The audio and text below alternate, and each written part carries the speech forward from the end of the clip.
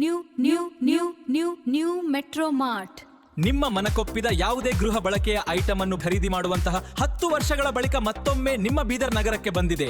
ಸ್ಥಳ Zeera function hall, central bus stand ಎದುರುಗಡೆ, Gurunanak main gate ಒಳಗಡೆ, ಬೀದರ್. ನೋಡ್ಲಿಕ್ಕೆ 2 ಕಣ್ಣು ಸಾಲದೆನಿಸುವಷ್ಟು ಭರ್ಜರಿ ಐಟಂಗಳು ಬರೀ 199 ರೂಪಾಯಿನಲ್ಲಿ. ಎಂಥ ಐಟಮ್, ಎಂಥ ಬೆಲೆಯಲ್ಲಿ ಎಂದೆಂದು ಕಂಡಿಲ್ಲ ಕೇಳಿಲ್ಲ. ಏಕೆಂದ್ರೆ 10 ವರ್ಷಗಳ ಬಳಿಕ ಬಂದಿದೆ ನಮ್ಮ ಬೀದರ್ಗೆ. ಸ್ಥಳ Zeera function hall, central bus stand ಎದುರುಗಡೆ, ಗುರುನಾನಕ್ ಮೇನ್ ಗೇಟ್ ಒಳಗಡೆ, ಬೀದರ್. ಕಂಪನಿಯ ಡೈರೆಕ್ಟ್ ಸೇಲ್ ನಲ್ಲಿ ಫ್ಯಾಕ್ಟರಿಯಿಂದ ನೇರ ಮಾರಾಟದಲ್ಲಿ ಬಂದಿದೆ. New metro mart. ಸ್ಥಳ Zeera function hall, central bus stand ಎದುರುಗಡೆ, ಗುರುನಾನಕ್ ಮೇನ್ ಗೇಟ್ ಒಳಗಡೆ, ಬೀದರ್. New metro mart. ನಮ್ಮಲ್ಲಿ ಬರೀ 199 ರೂಪಾಯಿನಲ್ಲಿ ಮಕ್ಕಳ ಆಟಿಕೆಗಳು, ಗಿಫ್ಟ್ ಐಟಮ್, ಮಹಿಳೆಯರ ಬ್ಯಾಗ್, ಮಕ್ಕಳ school bag, college bag, travel bag, variety bag, ಇನ್ನು ಟೆಡ್ಡಿ ಬೇರ್, ಸ್ಟೀಲ್ ಪಾತ್ರೆ, ಪ್ಲಾಸ್ಟಿಕ್, ಫೈಬರ್, ಹಿಂಡಾಲಿಯಂ, ಅಲ್ಯೂಮಿನಿಯಂ ಇತ್ಯಾದಿ ಅಡಿಗೆ ಮನೆಯ ಭರ್ಜರಿ ಐಟಂಗಳು. ಅಷ್ಟೇ ಅಲ್ಲ, ಗೋಡೆ ಗಡಿಯಾರ, ಸ್ಲೀಪರ್ ಹಾಗೂ ಅತ್ಯಾಕರ್ಷಕ ಫ್ಯಾನ್ಸಿ ಐಟಮ್, ಅಲಂಕಾರಿಕ ವಸ್ತುಗಳು. ಅಬ್ಬಬ್ಬಬ್ಬಬ್ಬ, ನೋಡ್ಲಿಕ್ಕೆ 2 ಕಣ್ಣು ಸಾಲದೆನಿಸುವಷ್ಟು ಭರ್ಜರಿ ಐಟಂಗಳು 10 ವರ್ಷಗಳ ಬಳಿಕ ನಮ್ಮ ಬೀದರ್ಗೆ ಬಂದಿದೆ ನೋಡಿ. ಎಂತ ಚಾನ್ಸ್ ಬಿಟ್ರೆ ಸಿಗಲ್ಲ, ಮತ್ತೆ ಬರಲ್ಲ. ಹಾಗಾಗಿ ಎಂದೇ ಕುಟುಂಬ ಸಮೇತರಾಗಿ ಭೇಟಿ ನೀಡಿ ನ್ಯೂ ಮೆಟ್ರೋ ಮಾರ್ಟ್. ಭರ್ಜರಿ ಗೃಹ ಬಳಕೆ ಐಟಮ್ಸ್ ಗಳ Megha mart, new metro mart. 10 ವರ್ಷಗಳ ಬಳಿಕ ಮತ್ತೊಮ್ಮೆ ನಿಮ್ಮ ಬೀದರ್ ನಗರಕ್ಕೆ ಬಂದಿದೆ. ಸ್ಥಳ Zeera function hall, central bus stand ಎದುರುಗಡೆ, ಗುರುನಾನಕ್ ಮೇನ್ ಗೇಟ್ ಒಳಗಡೆ, ಬೀದರ್. ಇಲ್ಲಿ ಇದು ಕೆಲವೇ ದಿನಗಳ ಮಾರಾಟ. ಹಾಗಾಗಿ ಭರ್ಜರಿ ಫ್ರೆಶ್ ಲೇಟೆಸ್ಟ್ ಸ್ಟಾಕ್ ಬಂದಿದೆ. ಮರೆಯದಿರಿ, ಮರೆತು ಹತಾಶರಾಗದಿರಿ.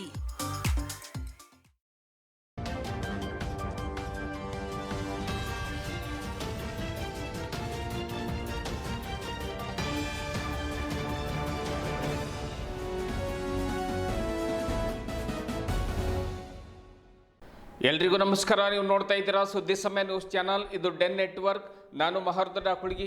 ಮತ್ತೆ ಒಂದಿಷ್ಟು ಹೊಸ ಸುದ್ದಿಗಳನ್ನು ತೆಗೆದುಕೊಂಡು ನಾವು ನಿಮ್ಮ ಮುಂದೆ ಬರ್ತಾ ಇದ್ದೀವಿ. ಈ ದಿನದ ಪ್ರಮುಖ ಹೆಡ್ಲೈನ್ಸ್ಗಳನ್ನು ನೋಡ್ಕೊಂಡು ಬರೋಣ. ಕರ್ನಾಟಕ ಕಾರ್ಯನಿರತ ಪತ್ರಕರ್ತರ ಸಂಘದ ವತಿಯಿಂದ ನಗರದಲ್ಲಿ ಜರುಗಿದ ಪತ್ರಿಕಾ ದಿನಾಚರಣೆ. ಪತ್ರಕರ್ತರು ಸಮಾಜಕ್ಕೆ ವೈದ್ಯರಿದ್ದಂತೆ ರಾಜ್ಯಾಧ್ಯಕ್ಷ ಶಿವಾನಂದ ತಗಡೂರು ಹೇಳಿಕೆ.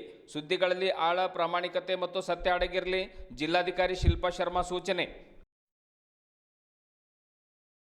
ಭ್ರಷ್ಟಾಚಾರ ಅಳಿಸಿ ಹಿಂದುತ್ವ ಬೆಳೆಸುವ ಉದ್ದೇಶ ಹೊಂದಿದ್ದೇವೆ. ಶಿವಸೇನಾ ದೇಶದ 25ರಿಂದ 26 ರಾಜ್ಯಗಳಲ್ಲಿ ಕಾರ್ಯ ಪ್ರಾರಂಭ ಮಾಡಿದೆ.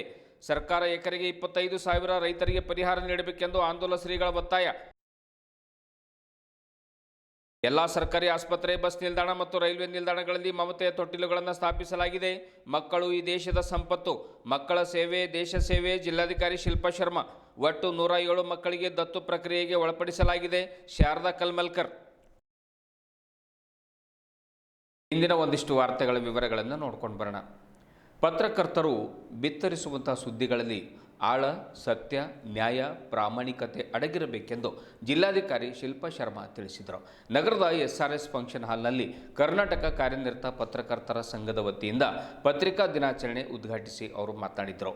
ಇತ್ತೀಚೆಗೆ ಯುದ್ಧಗಳು, SIR ಪ್ರಕ್ರಿಯೆ ಮತ್ತು ಜನ್ಜಿ ಹೋರಾಟದ ಬಗ್ಗೆ ಎಲ್ಲರಿಗೂ ಕೂಡ ಗೊತ್ತಿದೆ. ಹೀಗಾಗಿ ಅವರ ಸತ್ಯಾಸತ್ಯತೆಯನ್ನು ಅರಿತು ಸುದ್ದಿಗಳನ್ನು ಆಳವಾಗಿ ಅಧ್ಯಯನ ಮಾಡಿ ಬಿತ್ತರಿಸಿದರೆ ಮಾತ್ರ ಸಮಾಜಕ್ಕೆ ಉತ್ತಮ ಸಂದೇಶ ನೀಡಿದಂತಾಗುತ್ತದೆ.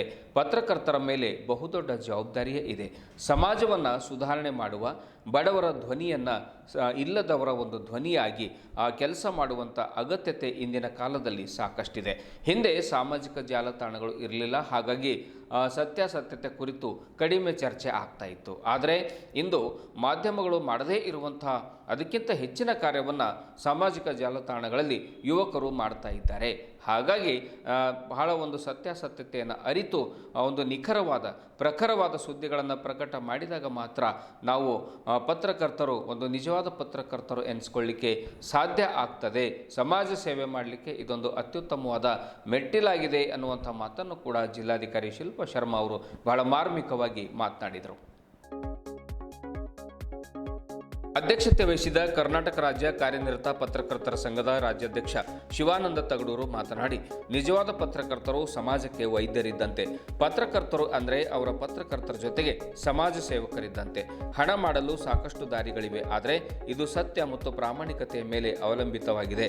ಸಮಾಜದ ಕಟ್ಟಕಡೆಯ ವ್ಯಕ್ತಿಯ ಕಣ್ಣೀರು ಒರೆಸುವ ವರದಿ ಬಿತ್ತರಿಸಿದರೆ ಮಾತ್ರ ಪತ್ರಕರ್ತನ ಜೀವನ ಸಾರ್ಥಕವಾಗುತ್ತದೆ. ಸ್ಥಳೀಯ ಸಂಸ್ಥೆಗಳಿಂದ ಹಿಡಿದು ಸರ್ಕಾರದವರೆಗೆ ಜನಪ್ರತಿನಿಧಿಗಳ ಕಣ್ಣು ತೆರೆಸುವ ಕಾರ್ಯ ಮಾಡುವ ಜವಾಬ್ದಾರಿ ಪತ್ರಕರ್ತರ ಮೇಲಿದೆ ಎಂದು ಹೇಳಿದರು. ಸರ್ವರನ್ನ ಸ್ವಾಗತಿಸಿ ಪ್ರಾಸ್ತಾವಿಕವಾಗಿ ಮಾತನಾಡಿದ ಸಂಘದ ಜಿಲ್ಲಾಧ್ಯಕ್ಷ ಆನಂದ್ ದೇವಪ್ಪ ಅವರು, ಸಂಘವು ಜಿಲ್ಲೆಯಲ್ಲಿ ಉತ್ತಮವಾಗಿ ಕೆಲಸ ಮಾಡಿಕೊಂಡು ಬರ್ತಾ ಇದೆ. ಯಶಸ್ವಿಯಾಗಿ 40ನೇ ರಾಜ್ಯ ಸಮ್ಮೇಳನ ಕೂಡ ಮಾಡಿ ತೋರಿಸಿದೆ. ಹೀಗಾಗಿ ಜಿಲ್ಲಾಧಿಕಾರಿಗಳು ಪತ್ರಿಕಾ ಭವನವನ್ನ ಸಂಘದ ಸುಪರ್ದಿಗೆ ನೀಡಿದರೆ ಇನ್ನೂ ಹೆಚ್ಚಿನ ಉತ್ತಮ ಕಾರ್ಯ ಮಾಡಲಿಕ್ಕೆ ಸಹಕಾರಿ ಆಗ್ತದೆ. ಮುಂದಿನ ದಿನಗಳಲ್ಲಿ ಪತ್ರಕರ್ತರಿಗೆ ನಿವೇಶನ ಕೊಡಿಸುವ, ಪತ್ರಕರ್ತರಿಗೆ ಅಪರಾಧ ಸುದ್ದಿಗಳ ಹಾಗೂ ಇನ್ನಿತರ ಸುದ್ದಿಗಳ ಕುರಿತಂತೆ ತಿಳಿಸಿಕೊಡಲಿಕ್ಕೆ ವಿವಿಧ ಕಾರ್ಯಾಗಾರಗಳನ್ನು ನಡೆಸುವ ಗುರಿ ಹೊಂದಿದ್ದೇವೆ ಎನ್ನುವಂಥ ಮಾತನ್ನು ಕೂಡ ಹೇಳಿದರು. ಇದೇ ವೇಳೆ 10ನೇ ತರಗತಿ ಹಾಗೂ PUCಯಲ್ಲಿ ಹೆಚ್ಚು ಅಂಕ ಗಳಿಸಿದ ಪತ್ರಕರ್ತರ ಮಕ್ಕಳಿಗೆ ಸನ್ಮಾನಿಸಲಾಯಿತು. ಜಿಲ್ಲೆಯ ಎಲ್ಲ ತಾಲೂಕುಗಳ ತಾಲೂಕು ಅಧ್ಯಕ್ಷರು ಹಾಗೂ ಪ್ರಧಾನ ಕಾರ್ಯದರ್ಶಿಗಳಿಗೆ ಸನ್ಮಾನಿಸಲಾಯಿತು. ವೇದಿಕೆ ಮೇಲೆ ಪತ್ರಕರ್ತರಾದ ಶಶಿಕಾಂತ್ ಶೆಂಬೆಳ್ಳಿ, ಶಿವಕುಮಾರ್ ಸ್ವಾಮಿ, ಗಂಧರ್ವ ಸೇನಾ, ಅಪ್ಪಾರಾವ್ ಸೌದಿ, ಬಸವರಾಜ್ ಪವಾರ್, ಅಶೋಕ್ ಕರಂಜಿ, ಮಲ್ಲಿಕಾರ್ಜುನ್ ಬಿರದರ್ ಸೇರಿದಂತೆ ಇನ್ನಿತರರು ಉಪಸ್ಥಿತರಿದ್ದರು. ಟು ಬಿ ವೆರಿ ಫ್ರ್ಯಾಂಕ್, ಆ ಜನ್ರೇಷನ್ಗೆ ಹೆಂಗೆ ಹ್ಯಾಂಡಲ್ ಮಾಡಬೇಕು ಅಥವಾ ಅವ್ರದ್ದು ಭಾವನೆ ಏನಿದೆ, ಅವರು ಯಾವ ರೀತಿಯಲ್ಲಿ ಥಿಂಕ್ ಮಾಡ್ತಾರೆ, ನಾವು ಇದುವರೆಗೂ ಯೋಚನೆ ಮಾಡಿಲ್ಲ. That is why we were not, ಅವರು ಹೇಳಿದಂಗೆ ಮೇನ್ ಸ್ಟ್ರೀಮ್ ಮೀಡಿಯಾ. ಕೆಲವೊಂದು ಮೀಡಿಯಾಗಳು ಅದರ ಮೇಲೆ ಗಮನ ಹರಿಸ್ತಿದ್ರು, ಕೆಲವೊಂದು ಗಮನ ಹರಿಸಿಲ್ಲ. So that also is very very important. And as he said, social media ಕೆಲವೊಂದು ಬಾರಿ ನಾವು ಇಗ್ನೋರ್ ಕೂಡ ಮಾಡೋಕ್ಕೆ ಆಗಲ್ಲ. It spreads like fire. So ಅದೂ ಒಂದು ವಿಷಯ ಇದೆ, ಯಾಕಂದರೆ 1 ತಿಂಗಳಿಂದ ನಡೀತಾನೆ ಇದೆ. ಕೆಲವೊಂದು ಟೈಮ್ ನಂತರ ನೀವು ಅದರಲ್ಲಿ ಬೋರ್ ಆಗ್ತೀರಿ, ನಾವು ಮತ್ತೆ ಏನು ಹಚ್ಚಬೇಕು. Maybe you can talk about others. ಈ ಅದರಲ್ಲಿ ತುಂಬ ಹ್ಯೂಜ್ ಪಾಪ್ಯುಲೇಷನ್ ಇದೆ. ಈಗ ಈ ಹ್ಯೂಜ್ ಪಾಪ್ಯುಲೇಷನ್ ಇದ್ದರೆ ಅಂದರೆ we have to make use of that population ಅಲ್ಲ. This is the most useful population administratively also. ನಮಗೆ ಕೆಲಸ ಮಾಡಬೇಕಿದ್ರೆ ಯಾವ ಪಾಪ್ಯುಲೇಷನ್ ಯೂಸ್ ಆಗುತ್ತೆ? ಇದೇ ಏಜ್ ಗ್ರೂಪ್. ಬೇರೆ ಯಾವುದು ಚೇಂಜ್ ಮಾಡಬೇಕಿದ್ರೆ ಇದೇ ಏಜ್ ಗ್ರೂಪ್ ನಮಗೆ ಯೂಸ್ ಆಗುತ್ತೆ. ಸೊ ಈ ಏಜ್ ಗ್ರೂಪನ್ನು ನಾವು ಹೆಂಗೆ ಯುಟಿಲೈಸ್ ಮಾಡಬೇಕು, ಅವ್ರದ್ದು ಥಿಂಕಿಂಗ್ ಹೆಂಗೆ ಚೇಂಜ್ ಮಾಡಬೇಕು, ಯಾವ ರೀತಿಯಲ್ಲಿ ಚಾನಲೈಸ್ ಮಾಡಬೇಕು ಅಂತ ಅದರ ಬಗ್ಗೆ ಕೂಡ ನೀವು ಯೋಚನೆ ಮಾಡಬೇಕಾಗುತ್ತೆ. You cannot just simply report, ಇದು ಆಗಿದೆ ಈ ನಾವು ರಿಪೋರ್ಟ್ ಮಾಡಬೇಕು. So you have to go beyond that, because ಸರ್ಕಾರಕ್ಕೆ ಕೂಡ ನಿಮ್ಮಿಂದಾನೇ ಒಂದು ಕ್ಯೂ ಅದರಲ್ಲಿ ಕೂಡ ಸಿಗುತ್ತೆ. ಸೊ ಇದು 2-3 ಮಾತು ನಮ್ಮ ಕಡೆಯಿಂದ ಇತ್ತು. ನಾನು ಹೆಚ್ಚು ಟೈಮ್ ತಗೊಳ್ಳಲ್ಲ ಇವತ್ತು, ಯಾಕೆಂದರೆ you people want to celebrate also. This is your day. ಇನ್ನೊಂದು ಸರಿ ನಿಮಗೆ ಶುಭಾಶಯಗಳು ಹೇಳ್ತಾ ನಾನು ನನ್ನ ನುಡಿಗೆ ವಿರಾಮ ನೀಡುತ್ತೇನೆ. ಧನ್ಯವಾದ. ಆ ಕಾರಣಕ್ಕೋಸ್ಕರ ಇವತ್ತು ಕರ್ನಾಟಕ ಕಾರ್ಯನಿರತ ಪತ್ರಕರ್ತರ ಸಂಘ ಈ ನಿಟ್ಟಿನಲ್ಲಿ ಹಲವು ಕಾರ್ಯಕ್ರಮಗಳನ್ನು ನಿರಂತರ ವೃತ್ತಿ ತರಬೇತಿಯನ್ನು ಮಾಡ್ತಾ ಬಂದಿದ್ದೇವೆ. ಅನೇಕ ವಿಚಾರ ಸಂಕಿರಣಗಳನ್ನು ಮಾಡ್ತಾ ಬಂದಿದ್ದೇವೆ. ಪ್ರತಿ ವರ್ಷ ವಾರ್ಷಿಕ ಸಮ್ಮೇಳನಗಳನ್ನು, ರಾಜ್ಯ ಸಮ್ಮೇಳನವನ್ನು ಮಾಡ್ತಾ ಬಂದಿದ್ದೇವೆ. ಹಾಗೆ ವೃತ್ತಿ ಅವಾರ್ಡ್ ಫಂಕ್ಷನ್ ಮಾಡ್ತಾ ಬಂದಿದ್ದೇವೆ. ಇವೆಲ್ಲ ಯಾತಕ್ಕೆ ಮಾಡ್ತಾ ಇದ್ದೀವಿ? ವೃತ್ತಿಗೆ ಸಂಬಂಧಪಟ್ಟ ಹಾಗೆ ಕೆಲಸವನ್ನು ಮಾಡೋದು. ಹಾಗಾಗಿ ಪತ್ರಕರ್ತರ ವೃತ್ತಿ ಬಹಳ ಪ್ರಮುಖವಾದದ್ದು, ಈ ಸಮಾಜದಲ್ಲಿ ಮಹತ್ತರವಾದಂಥ ಪಾತ್ರ ಹೊಂದಿರುವಂಥದ್ದು. ದೇಹಕ್ಕೆ ಏನಾದರೂ ರೋಗ ಬಂದರೆ ಗುಳಿಗೆ ತಗೋಬೋದು, ಇಂಜೆಕ್ಷನ್ ತಗೋಬೋದು, ಆಸ್ಪತ್ರೆಗೆ ಹೋಗ್ಬೋದು, ಏನೋ ಔಷಧಿ ತಗೋಬೋದು. ಆದರೆ ಈ ಸಮಾಜಕ್ಕೆ ರೋಗ ಬಂದರೆ ಏನು ಮಾಡಬೇಕು ಅನ್ನೋ ಪ್ರಶ್ನೆ ಬರುತ್ತೆ. ಹಾಗಾಗಿ ಸಮಾಜಕ್ಕೆ ವೈದ್ಯರು ಅಂತ ಹೇಳಿದರೆ ಅದರ ಪತ್ರಕರ್ತರು ಮಾತ್ರ. ಹಾಗಾಗಿ ಪತ್ರಕರ್ತರ ವೃತ್ತಿ ಅಷ್ಟೇ ತುಂಬ ಪವಿತ್ರವಾದದ್ದು. ಆ ಪವಿತ್ರ ವೃತ್ತಿಯನ್ನು ನಾವೆಲ್ಲ ಯಾರು ಕೂಡ ನಮ್ಮನ್ನು ಪತ್ರಕರ್ತ ಆಗಿ ಬನ್ನಿ ಅಂತ ಯಾರು ಕರೆದಿಲ್ಲ. ಆದರೆ ನಮ್ಮ ಗೀಳಿಗೆ, ನಮ್ಮ ಹುಟ್ಟುತನಕ್ಕೆ ಅಥವಾ ನಮ್ಮ ಆಸಕ್ತಿಗಾಗಿ ಈ ವೃತ್ತಿಯನ್ನು ಅವಲಂಬನೆ ಮಾಡಿದ್ವಿ.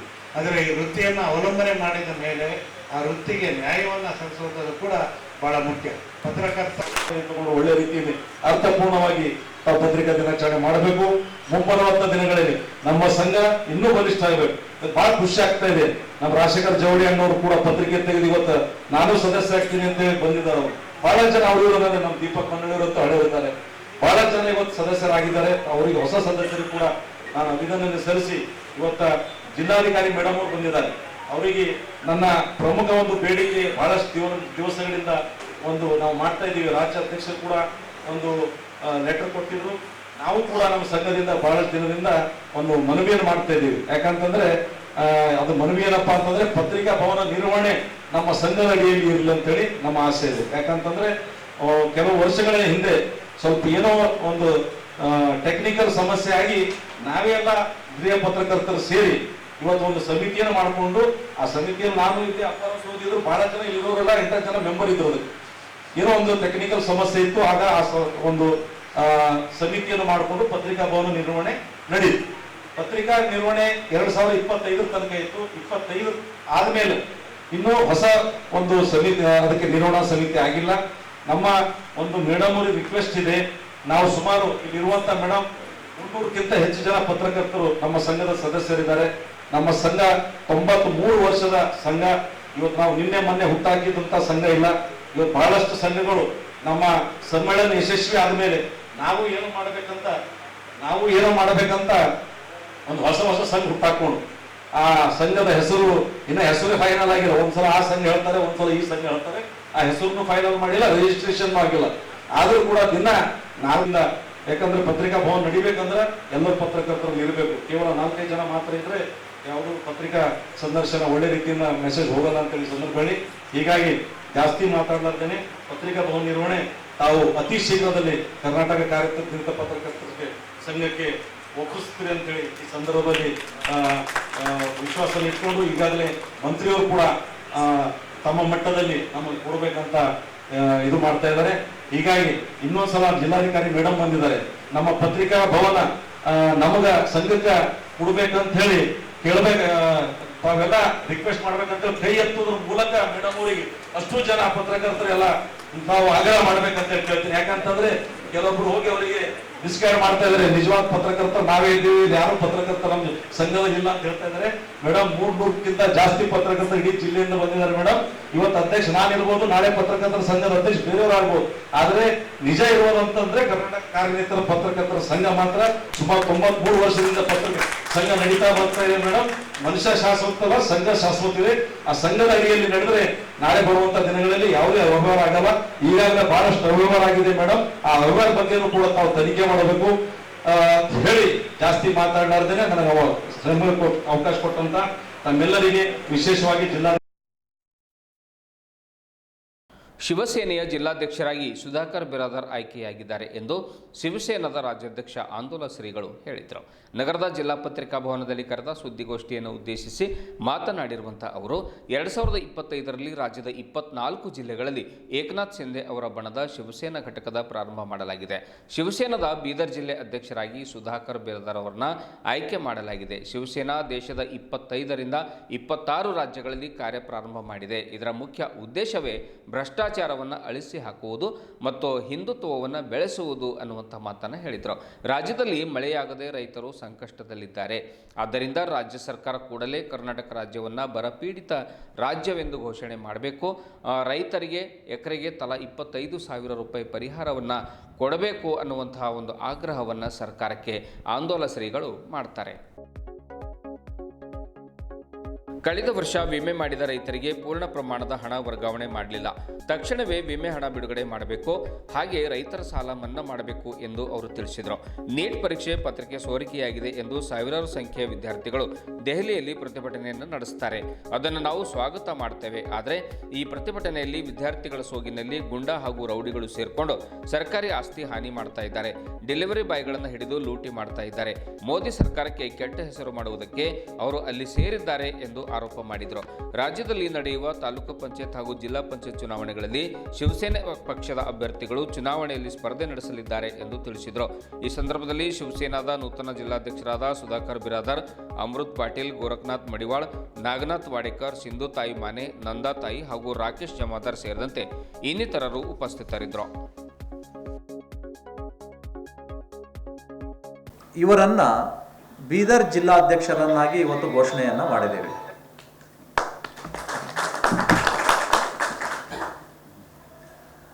ಬರುವಂತ ದಿನಗಳಲ್ಲಿ ನಮ್ಮ ಪಕ್ಷದಿಂದ ಅನೇಕ ಹೋರಾಟಗಳನ್ನು ನಾವು ಮಾಡಬೇಕಾಗಿದೆ. ತಮಗೆ ತಿಳಿದಿರುವ ಹಾಗೆ ಕಳೆದ 2 ತಿಂಗಳಿಂದ ಕರ್ನಾಟಕದಲ್ಲಿ ಮಳೆ ಇಲ್ಲದೇ ರೈತಾಪಿ ವರ್ಗ ಬರವನ್ನು ಎದುರಿಸ್ತಾ ಇದೆ. 60 ದಿನ ಕಳೆದ್ರೂ ಇಲ್ಲಿಯ ಕಾಂಗ್ರೆಸ್ ಸರ್ಕಾರ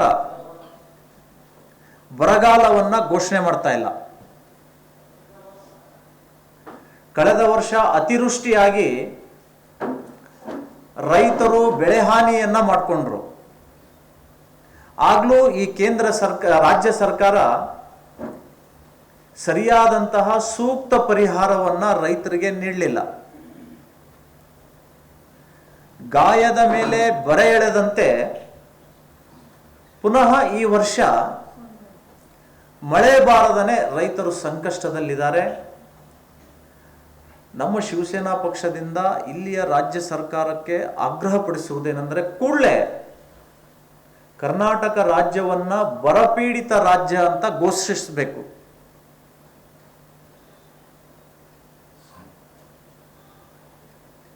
ಚೂರು ಚಾರು ಬಂದಂತಹ ಮಳೆಯಿಂದ ರೈತರು ಬೀಜವನ್ನ ಭೂಮಿಗೆ ಹಾಕಿದ್ದಾರೆ. ಆ ಬೆಳೆ ಕೂಡ ಒಣಗಿ ಹೋಗ್ಬಿಟ್ಟಿದೆ. ಅದಕ್ಕೆ ಪರಿಹಾರ ಘೋಷಣೆ ಮಾಡಬೇಕು. ಎಕರೆಗೆ 25,000 ರೂಪಾಯಿ ಅಂತೆ ರಾಜ್ಯ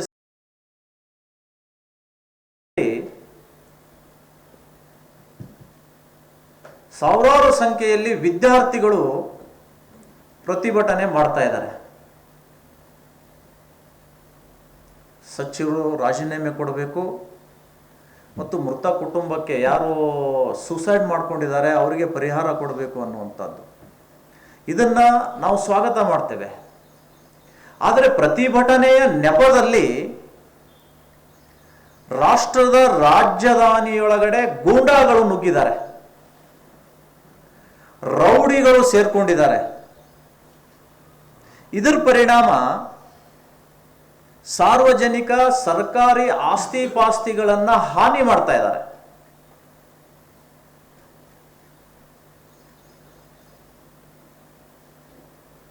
ಅಮೆಜಾನ್, ಫ್ಲಿಪ್ಕಾರ್ಟ್ನ ಡೆಲಿವರಿ ಬಾಯ್ಗಳ ಗಾಡಿಗಳನ್ನ ತಡೆದು ಲೂಟಿ ಮಾಡ್ತಾ ಇದ್ದಾರೆ.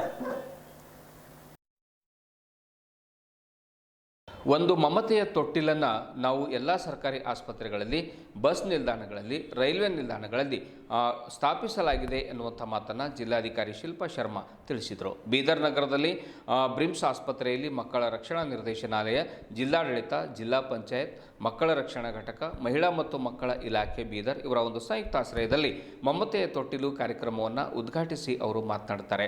ಮಕ್ಕಳು ಈ ದೇಶದ ಸಂಪತ್ತು, ಮಕ್ಕಳ ಸೇವೆಯೇ ದೇಶ ಸೇವೆ. ಹುಲಸೂರು ಮತ್ತು ಹುಮನಾಬಾದ್ ತಾಲೂಕಿನಲ್ಲಿ ಈ ತರಹ ಹಸು ಕಂದಮ್ಮಗಳನ್ನು ಬಿಸಾಡಿದ ಒಂದು ಅಮಾನವೀಯ ಘಟನೆಗಳು ನಡೆದಿವೆ. ಆದ್ದರಿಂದ ಈ ಒಂದು ಮಮತೆಯ ತೊಟ್ಟಿಲನ್ನು ನಾವು ಎಲ್ಲ ಸರ್ಕಾರಿ ಆಸ್ಪತ್ರೆಗಳಲ್ಲಿ, ಎಲ್ಲ ಬಸ್ ನಿಲ್ದಾಣಗಳಲ್ಲಿ, ಎಲ್ಲ ರೈಲ್ವೆ ನಿಲ್ದಾಣಗಳಲ್ಲಿ ಅಳವಡಿಸಲಾಗ್ತಾ ಇದೆ. ತನ್ಮೂಲಕವಾಗಿ ಈ ಅನಾಥ ಮಕ್ಕಳನ್ನು ಪಾಲನೆ ಪೋಷಣೆ ಮಾಡುವಂಥ ಕಾರ್ಯಕ್ಕೆ ಕೈ ಹಾಕಿದ್ದೇವೆ ಅನ್ನುವಂಥ ಮಾತನ್ನು ಕೂಡ ಅವರು ಹೇಳಿದರು. ಕಾರ್ಯಕ್ರಮದ ಅಧ್ಯಕ್ಷತೆಯನ್ನು ವಹಿಸಿದ ಜಿಲ್ಲಾ ಮಕ್ಕಳ ರಕ್ಷಣಾಧಿಕಾರಿಗಳು ಶಾರದಾ ಎನ್ ಕಲ್ಮಲ್ಕರ್ ಮಾತನಾಡಿ, ದತ್ತು ನಿಯಮಾವಳಿಗಳ ಪ್ರಕಾರ ಒಟ್ಟು 107 ಮಕ್ಕಳಿಗೆ ದತ್ತು ಪ್ರಕ್ರಿಯೆಗೆ ಒಳಪಡಿಸಿ ಕುಟುಂಬ ವಾತಾವರಣವನ್ನು ಕಲ್ಪಿಸಲಾಗಿರುತ್ತದೆ.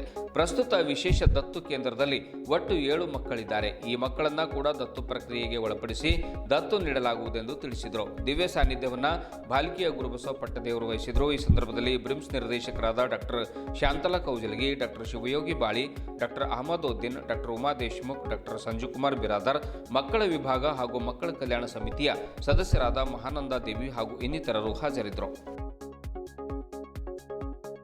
ಜಿಲ್ಲೆಯಲ್ಲಿ 2 ಘಟನೆಗಳು ಇತ್ತೀಚೆಗೆ ನಮಗೆ ಕಾಣಕ್ಕೆ ಬಂತು. ಒಂದು ಹುಮ್ನಾಬಾದ್ನಲ್ಲಿ ಮತ್ತೊಂದು ಹುಲ್ಸೂರಿನಲ್ಲಿ. ಒಬ್ಬ ಗಂಡು ಮಗು ಮತ್ತು ಒಬ್ಬ ಹೆಣ್ಮಗು ಅವರಿಗೂ ಬಿಸಾಡಿ ಪೋಷಕರು ಹೋಗಿದ್ದಾರೆ. ಆ ಥರದ್ದು ಪರಿಸ್ಥಿತಿ ಬರಬಾರ್ದಾಗಿತ್ತು ಅಂತ ನಾನು ಮುಂಚೆ ಕೂಡ ಹೇಳೀನಿ. ಬಟ್ ಇದು ಬೀದಿ ನಾಯಿಗಳು ಆಗಲಿ ಅಥವಾ ಬೇರೆ ಜಂತುಗಳು ಆಗಲಿ ಅವರ ಕಡೆಯಿಂದ ಹಾನಿಯಾಗೋದು ಚಾನ್ಸಸ್ ಭಾಳ ಇರ್ತದೆ. ಮತ್ತು ಯಾರ್ದು ಲೈಫ್ ತಗೊಳ್ಳೋದು ಅಧಿಕಾರನೂ ಇಲ್ಲ ಮತ್ತು ಅದು ಸರಿಯೂ ಇಲ್ಲ. ಅದೇ ಕಾರಣಕ್ಕೋಸ್ಕರ ಇಲ್ಲಿ ಪಾಲಿಕೆ ಸಂಸ್ಥಾನವ್ರ ಕಡೆಯಿಂದ ಮತ್ತು ನಮ್ಮ ಚೈಲ್ಡ್ ಪ್ರೊಟೆಕ್ಷನ್ ಆಫೀಸ್ ಕಡೆಯಿಂದ ಇದು ಮಮತೆಯ ತೊಟ್ಟಿಲು ಇಲ್ಲಿ ಬ್ರಿಮ್ಸ್ನಲ್ಲಿ ಇಡಲಾಗಿದೆ. ಬಸ್ ಸ್ಟ್ಯಾಂಡ್ಗಳಲ್ಲಿ ಕೂಡ, ಎಲ್ಲ ತಾಲೂಕಾ ಬಸ್ ಸ್ಟ್ಯಾಂಡ್ಗಳಲ್ಲಿ ಕೂಡ ಇಡಲಾಗುವುದು. ಮತ್ತು ಇದು ಒಂದು ಮಾಹಿತಿ ನಾನು ನೀಡೋಕ್ಕೆ ಇಷ್ಟಪಡುತ್ತೇನೆ. ಈ ಥರದ್ದು ಅಪರಾಧದಲ್ಲಿ ಯಾರದು ಐಡೆಂಟಿಟಿ ನಮಗೆ ರಿವೀಲ್ ಆಗಿದ್ದರೆ ಅವರಿಗೂ 5 ವರ್ಷ ಇಂಪ್ರಿಸನ್ಮೆಂಟ್ ಇರ್ತದೆ ಮತ್ತು 1 ಲಕ್ಷ ತನಕ ಫೈನ್ ಕೂಡ ಆಗುತ್ತೆ. ಮತ್ತು ಈ ಥರದ್ದು ಘಟನೆಗಳಲ್ಲಿ ಹಾಸ್ಪಿಟಲ್ ಸ್ಟಾಫ್ ಶಾಮೀಲಾಗಿದ್ದರೆ ಅವರಿಗೂ 7 ವರ್ಷ ತನಕ ಇಂಪ್ರಿಸನ್ಮೆಂಟ್ ಕೂಡ ಇರ್ತದೆ. ಅದನ್ನು ನಾನು ಮಾಹಿತಿ ನೀಡೋಕ್ಕೆ ಇಷ್ಟಪಡುತ್ತೇನೆ. ಜಿಲ್ಲಾಧಿಕಾರಿ ಮೇಡಮ್ ಅವರಿಂದ ಏನು ಮಮತೆಯ ತೊಟ್ಟಿಲನ್ನು ಉದ್ಘಾಟನೆ ಮಾಡಿಸ್ತಾ ಇದ್ದೀವಿ. ಈ ಮಮತೆಯ ತೊಟ್ಟಿಲು ಅಂದರೆ ಮಕ್ಕಳನ್ನ, ಬೇಡವಾದ ಮಕ್ಕಳನ್ನ ಇಲ್ಲಿ ರಕ್ಷಣೆಗಾಗಿ ತಂದಾಕಿ ಅನ್ನೋದು ನಮ್ಮ ಇಲಾಖೆಯ ಮತ್ತು ಜಿಲ್ಲಾಡಳಿತದ ಪರವಾಗಿ ನಾನು ಮನವಿ ಮಾಡ್ತಾ ಇದ್ದೀನಿ. ಅಂದರೆ ಬೇಡವಾದ ಮಕ್ಕಳನ್ನ ಎಲ್ಲೆಂದರಲ್ಲಿ ಬಿಸಾಡ್ದೇನೆ ಆ ಮಕ್ಕಳಿಗೂ ಜೀವಿಸುವ ಹಕ್ಕದ. ಹಾಗಾಗಿ ಆ ಹಕ್ಕನ್ನು ಕಿತ್ಕೋಬೇಡ್ರಿ, ದಯವಿಟ್ಟು ಎಲ್ಲರೂ ಬೇಡವಾದ ಮಕ್ಕಳನ್ನ ಮಮತೆ ತೊಟ್ಟಿಲ್ಗೆ ಹಾಕ್ರಿ ಅಂತ ಹೇಳ್ತಾ ಇದ್ದೀನಿ. ಅದೇ ರೀತಿ ನಮ್ಮ ಸೋದರರೊಬ್ಬರು ಕೇಳಿದ್ರು ಇದನ್ನ ನಿರ್ವಹಣೆ ಹೆಂಗೆ ಅಂತ. ಇಲ್ಲಿ ನಿರ್ವಹಣೆ ಅಂತ ಏನಿಲ್ಲ ಸರ್, ಇಲ್ಲಿ ಮಮತೆ ತೊಟ್ಟಿಲ್ಲ ಅಂತ ನಾವು ಇಟ್ಟಿದ್ದೀವಿ. ಅದು ಸದಾಕಾಲ ಇಲ್ಲೇ ಇರುತ್ತೆ, 24x7. ಯಾವುದೇ ಸಾರ್ವಜನಿಕರು ತಮಗೆ ಬೇಡವಾದ ಅಥವಾ ಸಾಕ್ಲಿಕ್ಕೆ ಆಗ್ಲಾರ್ದಂಥ ಆರ್ಥಿಕವಾಗಿ ಏನಾದ್ರು ಸಮಸ್ಯೆ ಇದ್ದರೆ ಅಂತ ಯಾವುದೇ ಮಕ್ಕಳು ಇದ್ರೂ ಎಲ್ಲಂದ್ರಲ್ಲಿ ಜನ ಇರಲಾರ್ದಂಥ ಪ್ರದೇಶದಲ್ಲಿ ಹಾಕೋದ್ರಿಂದ ಏನಾಗುತ್ತೆ, ಅಲ್ಲಿ ಮಗು ಏನಾಗುತ್ತೆ, ಬಸ್ ಸ್ಟ್ಯಾಂಡ್ಗಳಲ್ಲಿನೂ ತೊಟ್ಟಿಲುಗಳಿರ್ತವೆ. ಈಗ ದೂರದ ಬಸವ ಕಲ್ಯಾಣ ಅಂತ ದೂರದ ಪ್ರದೇಶದಿಂದ ಇಲ್ಲಿ ಬಂದು ಹಾಕೋದು ಕಷ್ಟ ಆಗುತ್ತೆ. ಹಾಗಾಗಿ ಪ್ರತಿ ಬಸ್ ಸ್ಟ್ಯಾಂಡು ಮತ್ತು ಸಾರ್ವಜನಿಕ ಆಸ್ಪತ್ರೆಯಲ್ಲಿ ಇರೋದ್ರಿಂದ ಜನರಿಗೆ ಮಾಹಿತಿ ಹೋಗಿ ಅಂಥ ಮಕ್ಕಳು ಇದ್ದಲ್ಲಿ ಆ ಪ್ಲೇಸಿಗೆ ತಂದು ಹಾಕಿ ಅಂತ ನನ್ನ ರಿಕ್ವೆಸ್ಟ್ ಅದ ರೀ. ಮತ್ತು ಅದೇ ರೀತಿ ಇದುವರೆಗೂ ಸುದ್ದಿ ಕೊಟ್ಟಿರುವ ನಾನು ಹಾರ್ದು ರಾಕಳಿ. ಮತ್ತೆ ಮುಂದಿನ ವಾರ್ತೆಗಳೊಂದಿಗೆ ಭೇಟಿಯಾಗೋಣ. ವಂದನೆಗಳು.